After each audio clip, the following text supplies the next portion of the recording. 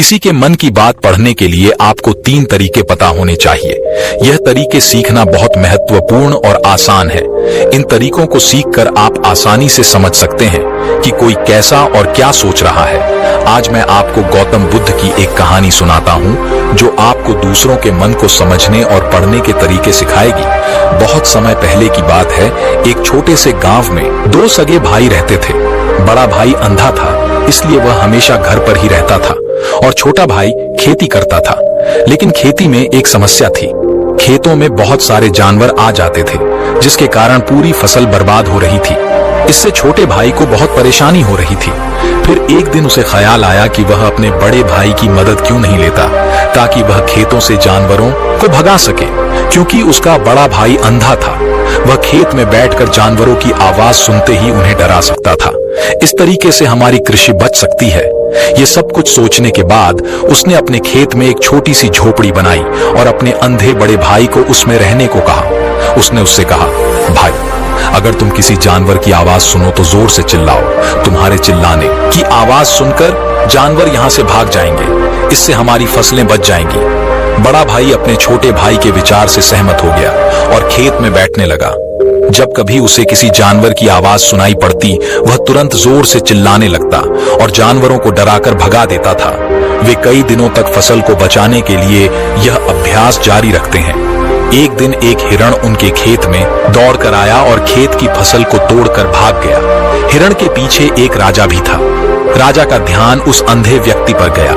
राजा ने उससे पूछा, क्या तुमने यहाँ एक हिरण को जाते देखा है? जवाब में अंधे व्यक्ति ने कहा, मैं अंधा हूँ, मैं भला कैसे हिरण देख सकता हूँ? पर मैं तुम्हें इतना बता सकता हूँ कि मेरे खेत से जो जानवर भाग गया है वह आपके पीछा करने लायक नहीं है।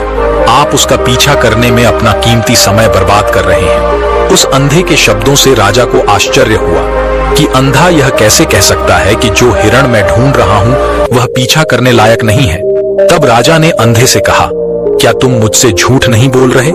एक ओर तुम कहते हो कि तुम अंधे हो और दूसरी ओर तुम यह दावा करते हो कि वह जानवर जो यहाँ से भाग गया है वह मेरे पीछे पड़ने के लायक नहीं है। फिर अंधा कहता है, ओ राजा, वह प्राणी जिसे तुम हिरण समझ रहे हो वह वास्तव में हिरण नहीं है, वह एक मादा हिरण है और मेरे ज्ञान के अनुसार वह गर्भवती है। मैंने कभी सुना नहीं है कि कोई राजा एक गर्भवती मादा हिरण का शिकार करता है। इसलिए मैं तुम्हें यह कह रहा हूँ कि वह तुम्हारे पीछे पड़ने के लायक नहीं है। तुम्हें उसका पीछा करने में अपना समय बर्बाद नहीं करना चाहिए। यह सुनकर राजा और भी हैरान हुआ। उसे समझ में नहीं आया कि अंधा यह कैसे जान सकता है कि वह गर्भवती मादा हिरण है। उसने सोचा कि कैसे एक अंधा यह जान सकता है मैं जिस हिरण का शिकार कर रहा हूँ वह गर्भवती है या नहीं। एक अंधा इतने आत्मविश्वास के साथ कैसे कह सकता है? इसलिए मुझे इसे जांच करना होगा। राजा ने सत्यता जानने का निश्चय किया और अपने सेनापति से कहा, सेनापति, मुझे चाहिए कि वह जानवर जिंदा रहे, क्योंकि मुझे जांच करना है कि क्या वाकई वह एक गर्भवती मादा हिरण है या अंधा आदमी झूठ बोल रहा है। जाओ और जांच करो कि क्या वह एक गर्भवती मादा हिरण है। राजा के आदेश पर सेनापति अपने सैनिकों के साथ उस हिरण का पता लगाने के लिए चले गए।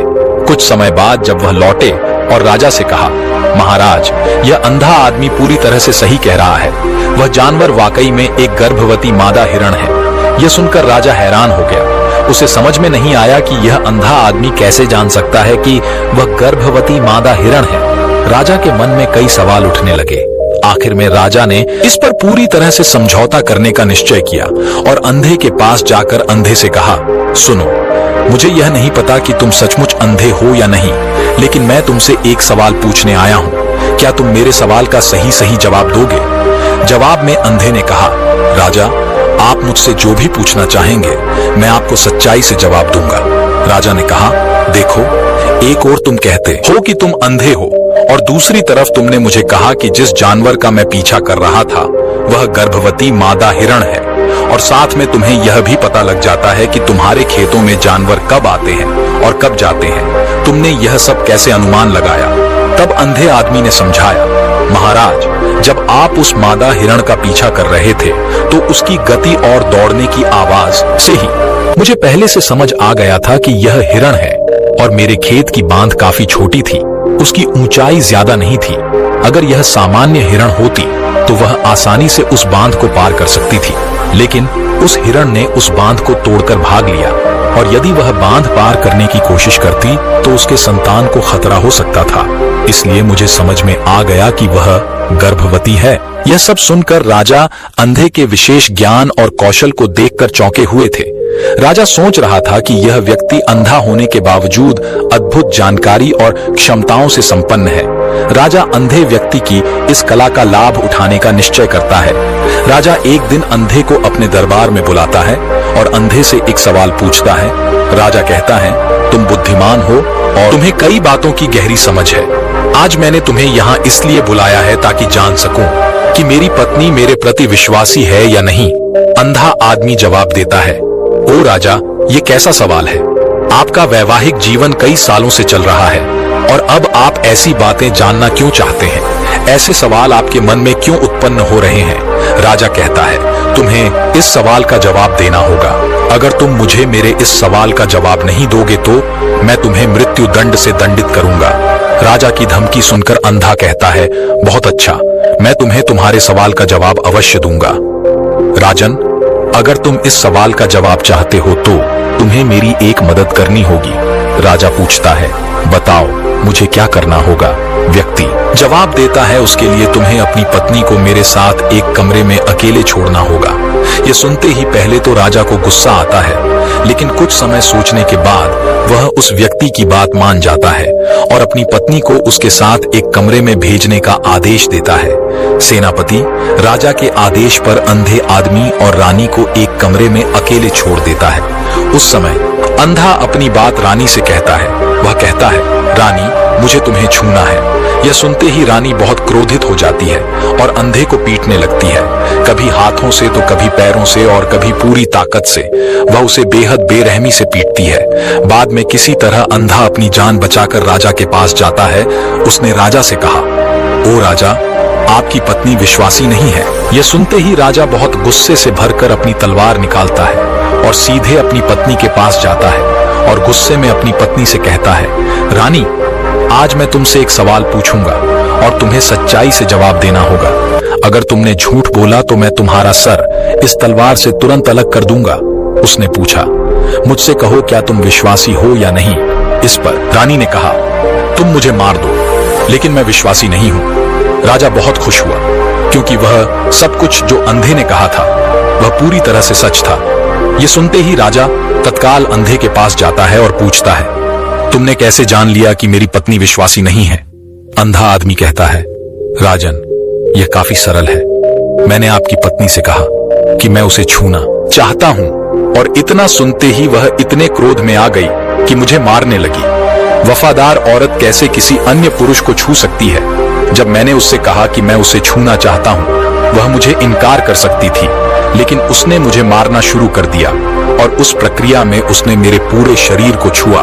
अब तुम मुझे बताओ, इस प्रकार की औरत विश्वासी कैसे हो सकती है? राजा कहता है, तुम बहुत बुद्धिमान हो। उसके बाद राजा अंधे व्यक्ति से जोर देकर कहता है, तुम्हें मेरे एक और सवाल का सही जवाब देना होगा, मैं तभी तुम्हें यहां से जाने दूंगा।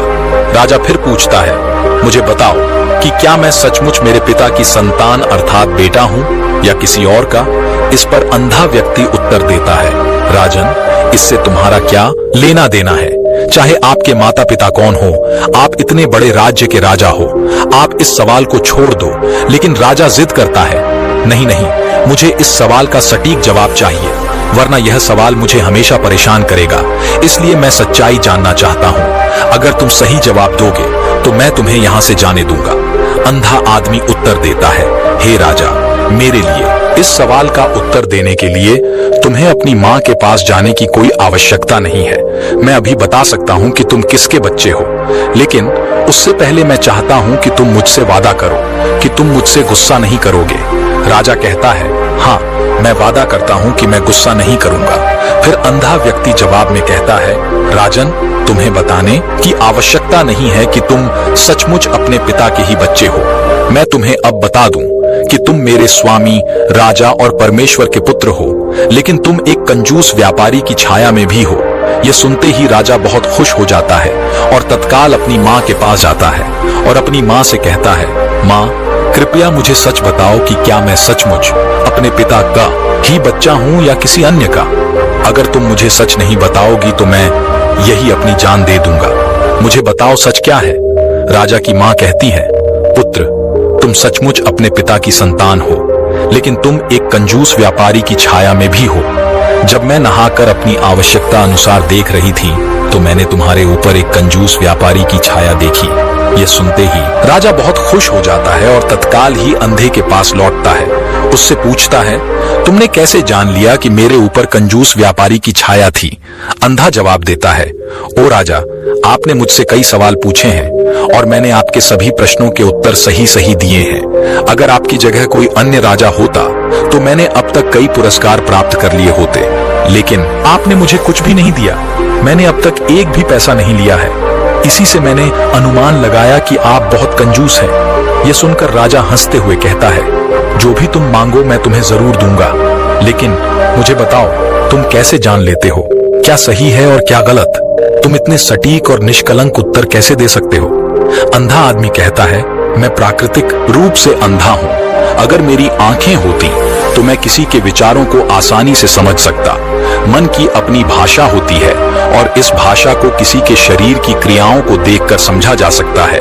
व्यक्ति की आंखों, होठों, काम करने के तरीके और उनकी गतिविधियों को देखकर हम समझ सकते हैं कि उसके मन में क्या चल रहा है। हम किसी के विचारों को आसानी से जान सकते हैं, लेकिन मैं अंधा हूं, इसलिए मुझे क्रियाओं के माध्यम से जानना पड़ता है। अगर मुझे कुछ जानना होता है तो मुझे अगले व्यक्ति को कार्य सौंपना पड़ता है। देखना होगा कि वह कैसे काम करता है और उसके आधार पर मैं समझ सकता हूँ कि उसके मन में क्या चल रहा है। यह सुनते हुए राजा पूछता है, क्या इसका मतलब है कि मैं भी किसी के विचारों को जान सकता हूँ? इस पर अंधा आदमी कहता है, बिल्कुल, आप भी किसी के विचारों को समझ सकते हैं, लेकिन उसके लिए आपको पहले अपनी आत्मा पर काम करना पड़ेगा और वह काम है अपनी मानसिकता को शांत करना, अपनी मानसिकता को वर्तमान में लाना। इसके लिए आज मैं आपको 3 तरीके बताऊंगा और यह 3 तरीके बहुत ही सरल और आसान है। दोस्तों, आगे की कहानी के लिए इस वीडियो का पार्ट 2 जरूर देखिए। नमो बुद्धाय।